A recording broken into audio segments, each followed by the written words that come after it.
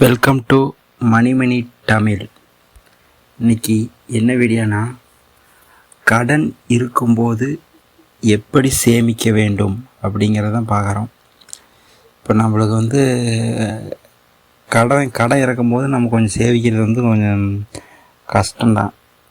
ஏன்னா கடன் கட்ட வேணும், அதை தான் நம்ம மெயின் ஃபோக்கஸை பார்ப்போம். கடன் கட்டணும், வட்டி கட்டணும் அப்படிங்கிறதான் பார்ப்போம். ஆனால் சேமிப்புங்கிறது ரொம்ப கொஞ்சம் கஷ்டம்தான். ஆனால் அதுக்குன்னு சரியாக பிளான் பண்ணோம் அப்படின்னமாக்கா, கரெக்டாக பிளான் பண்ணோமா நல்ல ஒரு பேலன்ஸாக அதை சேவ் பண்ணலாம். கரெக்டாக கடன் இவ்வளோ கடன் கட்டுறோம், அது கரெக்டாக சிக்கனமாக செலவு பண்ணி சிக்கனமாக இருந்து அப்புறம் கடனையும் கட்டிட்டு கரெக்டாக பண்ணிங்கன்னா உங்களுடைய லைஃப்பை கரெக்டாக பேலன்ஸ் பண்ணி கொண்டு போகலாம். அதனால் எப்படின்னு ஃபஸ்ட்டு பார்க்கலாம். ஃபஸ்ட்டு சேமிப்பு விஎஸ் கடன் எது முதல்லன்னு பார்த்தீங்கன்னா, அதிக வட்டி இது பற்றி ஹை இன்ட்ரெஸ்ட்டு, அதுதான் ஃபஸ்ட்டு முதல்ல நீங்கள் கட்ட வேணும். பெரிய பெரிய கடனை தான் நீங்கள் முதல்ல கட்டுறதுக்கு பார்க்கணும். பெரிய கடன் பெரிய கடன் பெரிய வட்டி தான் நீங்கள் ஃபஸ்ட்டு கட்ட வேணும். அதுக்கப்புறம் பெரிய கடனை நீங்கள் முடிச்சுட்டு தான் நீங்கள் சின்ன சின்ன கடன்கள் இருக்கிறத நீங்கள் கட்ட பார்க்கணும். அதனால் பெரிய கடன் எந்த கடனா அதை முதல்ல கட்ட பாருங்க. அப்படி பெரிய கடன் இல்லை, எல்லாம் சின்ன சின்ன கடனாக இருக்குது அப்படின்னா, நீங்கள் ஒரு பக்கம் கடனை வாங்கி இந்த சின்ன சின்ன கடனை கட்டிடுங்க. அப்போ ஒரே கடனாக இருக்கும், ஒரே கடனை நீங்கள் கட்டிடலாம். ஏன்னா நீங்கள் சின்ன சின்ன கடனா ஒவ்வொரு பக்கம் சின்ன சின்ன கடனாக ஆகும்போது நம்மளுக்கு கட்ட முடியாது, வட்டி கட்ட முடியாது, இதாக இருக்குது. அதனால் ஒரே பக்கமாக வாங்கி ஒரு பெரிய லம்பாக ஒரு அமௌண்ட்டு வாங்கி அதை நீங்கள் அந்த சின்ன சின்ன கடனை கட்டி முடிச்சுட்டு அதுக்கப்புறம் நீங்கள் அந்த ஒரே கடன் நீங்கள் கட்டிட்டுக்கலாம்.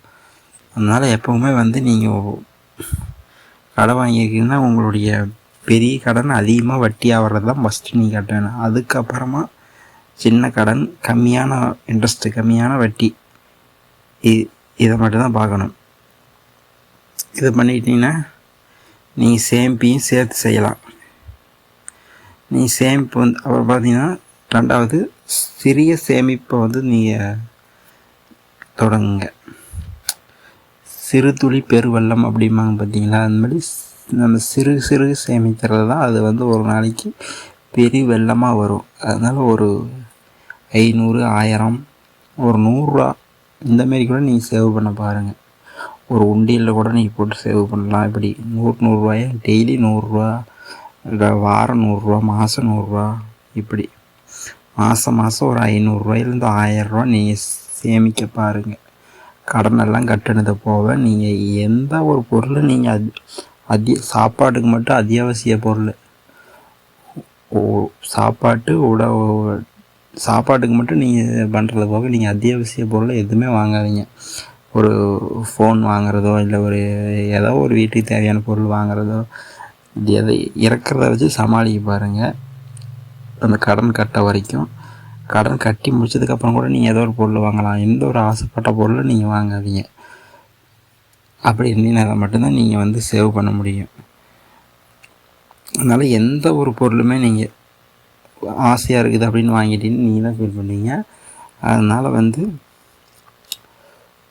எந்த பொருளும் வாங்காதீங்க. மாதம் ஒரு 500 1000 வரைக்கும் சேமிக்க வழியை பாருங்கள். அப்புறம் பார்த்திங்கன்னா, குறைஞ்சது ஒரு மாதத்தில் அமௌண்ட்லேருந்து ஒரு 3 மாதத்து அமௌண்ட்டுக்குள்ளே நீங்கள் ஒரு மாதத்து சம்பள பணத்துலேருந்து 3 மாதத்து சம்பள பணத்தை நீங்கள் ஒரு எமர்ஜென்சி பண்ண எடுத்து வைங்க. ஃபஸ்ட்டு ஒரு 3 மாதம் நீங்கள் ஒரு சம்பளம் ஒரு 5000 வாங்குறீங்களா, ஒரு 10000 வாங்குறீங்களா, 10000 3 மாதம் 30000 அது எப்போவுமே ஒரு எமர்ஜென்சி பண்ணிட்டே இருக்கணும். திடீர்னு ஒரு அவசரத்துக்கு யூஸ் ஆகும். அப்படி 3 மாதத்து சம்பளத்தை பணத்தை என்னால் வச்சுருக்க முடியல அப்படின்னா, அட்லீஸ்ட் ஒரு மாதத்து சம்பள பணத்தையாவது நீங்கள் ஒரு சேஃப்டிக்கு ஏதோ ஒன்று, ஒரு பேங்க்லேயோ ஏதோ ஒன்றில் நீங்கள் பீரோவிலையோ ஏதோ ஒன்றில் வச்சுருங்க. அப்போ தான் திடீர்னு உங்களுக்கு ஒரு எமர்ஜென்சி வருது, ஏதோ ஒரு எமர்ஜென்சி வருது, மாத சம்பளம் வாங்கிட்டு இருக்கும்போது திடீர்னு மாத கடைசியில் ஒரு அமௌண்ட்டு தேவைப்படுது அப்படிங்கும்போது நம்மளுக்கு இதாக முடியாது. அதனால் திடீர் பிரச்சனைக்கு நம்ம அதை மறுபடியும் நம்ம கடன் வாங்காமல் இருக்க மாரி மறுபடியும் ஏற்கனவே கடன் இருக்குது, அந்த கடனுக்கு மேலே கடன் வாங்காத இருக்கிற மாரி இந்தமாரி இருக்கிற மாரி நீங்கள் வந்து சேவ் பண்ண பாருங்கள். அப்புறம் பார்த்தீங்கன்னா 3வது பாயிண்ட் பார்த்தீங்கன்னா 50 30 20ன்னு ஒரு ரூல் ஒன்று இருக்குது. அதாவது 50 30 20 என்ன ரூல்னால் 50% வந்து அத்தியாவசிய செலவுகள். அத்தியாவசிய செலவுகள் என்ன?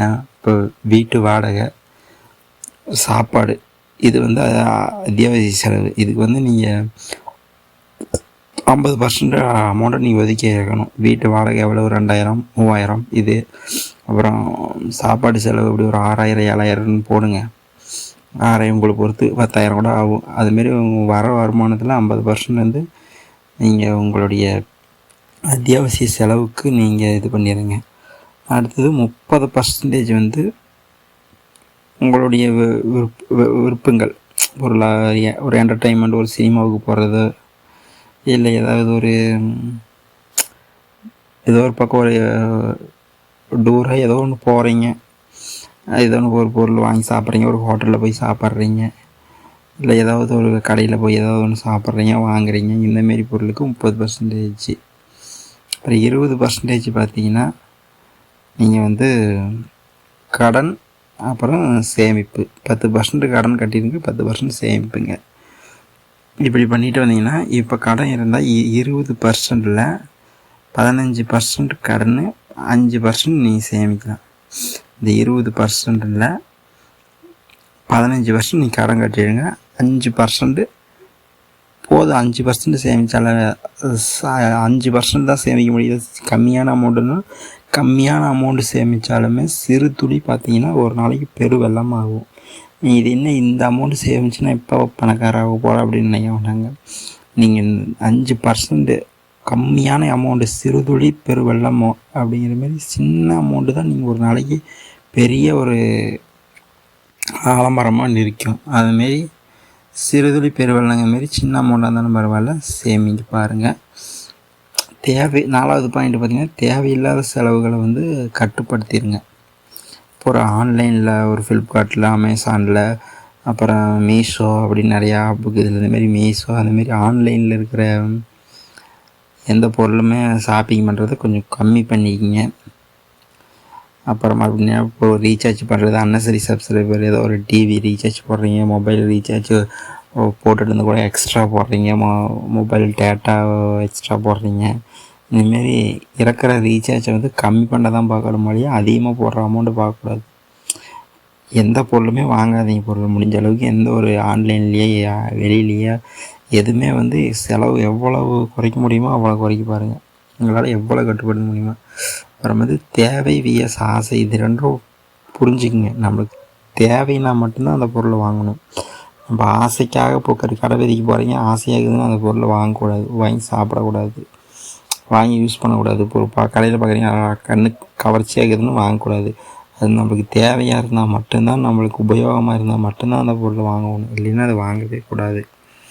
அதனால் வந்து இந்த தேவை ஆசை இதை பார்த்து செலவு செய்யுங்க. அப்போ தான் நம்ம வந்து ஒரு இதை எடுக்க முடியும். அப்புறம் பார்த்திங்கன்னா 6வது பாயிண்ட்டு எக்ஸ்ட்ரா இன்கமுக்கு பாருங்கள். 5வது பாயிண்ட்டு எக்ஸ்ட்ரா இன்கம் முயற்சி பண்ணுங்கள். இப்போ ஒரு பார்ட் டைமாக ஒரு ஜாப் போடுறது, இப்போது வேலைக்கு போயிட்டு வந்து பார்ட் டைம் கிடைக்கும் போது ஏதோ ஒரு மளிகை கடையில் போகிற ஒரு பார்ட் டைமாக வேலை செய்கிறது, ஹோட்டலில் பார்ட் டைமாக வேலை செய்கிறது, இல்லை ஒரு ஸ்விக்கி ஜொமேட்டோ ஓட்டுறாங்களே இந்த மாதிரி. அப்புறம் ஏதாவது ஒரு சோப் பவுட்ரு மார்க்கெட்டிங் பண்ணுற மாரி, இந்தமாரி ஃப்ரீ டைமில் ஞாயிற்றுக்கிழமைனாலும் இப்போ ஏதோ ஒரு கடைக்கோ எதுக்கோ வேலைக்கு போகிற மாரி பார்ட் டைமில் நீங்கள் ஃப்ரீ டைமில் ஏதாவது ஒரு வருமானம் வர மாரி நீங்கள் பாருங்கள், முயற்சி பண்ணி பாருங்கள். ஏதோ ஒரு வருமானம் வர மாரி முயற்சி பண்ணுங்கள். நீங்கள் சும்மா இருக்கிறதுக்கு ஏதோ ஒரு அமௌண்ட் வந்துச்சுன்னா அது நம்ம லாபம் தானே. அதனால பார்ட் டைம் எக்ஸ்ட்ரா இன்கமுக்கு பாருங்கள். அது எக்ஸ்ட்ரா இன்கம் பார்ட் டைமில் வர இன்கம்மை நீங்கள் கடன் இல்லைன்னா சேமிப்புலேயே போட்டுருங்க. அடுத்தது பார்த்திங்கன்னா பார்த்திங்கன்னா மைண்ட் செட்டு. முக்கியமானது உங்களுடைய மைண்ட் செட்டு தான் வந்து செலவையும் தீர்மானிக்குது. நீங்கள் வந்து இதுக்கு செலவு பண்ணணுமா அப்படின்னு உங்கள் மைண்டை வந்து எப்போவுமே ஒரு ஃபோக்கஸாக வச்சுருந்தீங்கன்னா, உங்கள் மைண்டை வந்து எதுக்குமே டைவர்ட் பண்ணக்கூடாது. மைண்டை டைவர்ட் பண்ணாமல் வச்சுருந்தீங்கன்னா நீங்கள் வந்து சீக்கிரமாக சேமிக்கலாம். ஃபஸ்ட்டு வந்து நீங்கள் முதல் செலவு உங்கள் மாத சம்பளம் வந்த உடனே முதல் செலவு வந்து சேமிப்பு தான். அப்புறம்தான் வந்து செலவு, ரெண்டாவது தான் செலவு. அதனால் முதல் செலவு சேமிப்பு தான் இருக்கணும். அதனால் வந்து அப்புறமா உங்கள் மைண்ட் செட்டை வந்து டெவலப் பண்ணுங்கள். அப்படி பண்ணினா தான் இது பண்ண முடியும். அப்புறம் பார்த்திங்கன்னா மாத வருமானம் இப்போ உங்களுக்கு வந்து மாதம் 20,000 வச்சுக்கோங்க. அதில் 3,000 கடன், 1,000 சேமிப்பு. இந்த கன்சிஸ்டன்சி வந்து நீங்கள் வந்து இந்த கன்சிஸ்டி வந்து உங்களுக்கு ஃப்யூச்சரில் பெரிய ஒரு சேஞ்ச் தரும். இது வந்து ஒரு நாள் விட்டு ஒரு வாரம் விட்டுறது இதுமாரி கன்சிஸ்டன்டியாக ரெகுலராக பண்ணால் மட்டும்தான் உங்களுக்கு வந்து ஒரு பெரிய சேஞ்சு உங்களுக்கு கிடைக்கும். அப்புறமேட்டு கடன் இருக்கும்போது பார்த்திங்கன்னா சேமிப்பு வந்து நிறுத்த வேண்டாம். உங்களால் எவ்வளவு சேமிக்க முடியுமோ, எவ்வளவு கம்மியான அமௌண்ட்டு சேமிக்க முடியுந்தாலும் பரவாயில்ல, அந்த அமௌண்ட்டு சேமிக்க பாருங்கள். அந்த அமௌண்ட்டு சேமித்து என்ன ஆக போகுதுன்னு மட்டும் நினச்சிடாதீங்க. கடன் இருக்கும்போது சேமிப்பு மட்டும் நிறுத்தாதீங்க. சிறிய அளவில் கூட நீங்கள் சேமிப்பு சொல்லலாம். அதுதான் சொல்கிறேன். அப்புறம் ஃபஸ்ட்டு அதிகமான வட்டி இருக்கிற கடனை சீக்கிரம் முடிக்க பாருங்கள். ரொம்ப அதிகமாக கட்டிக்கிறது சீக்கிரம் முடிச்சிங்கன்னா சீக்கிரம் நீங்களை கடன் அடித்து நீங்களும் ஒரு சேமிப்பு கொண்டாந்து நீங்கள் அடுத்தவங்களுக்கு கடன் கொடுக்குற அளவுக்கு நீங்கள் வாங்கலாம். இதெல்லாம் ஃபாலோ பண்ணிங்கன்னா சீக்கிரம் உங்கள் கடனை அடைச்சி நீங்கள் மற்றவங்களுக்கு கடன் கொடுக்குற நிலமை வரும். இதெல்லாம் ஃபாலோ பண்ணிங்கன்னா ஓகே. இந்த வீடியோ உங்களுக்கு யூஸ்ஃபுல்லாக இருந்துச்சு அப்படின்னா லைக் பண்ணுங்கள், ஷேர் பண்ணுங்கள், உங்கள் ஃப்ரெண்ட்ஸுக்கு மறக்காமல் சப்ஸ்கிரைப் பண்ணிடுங்க.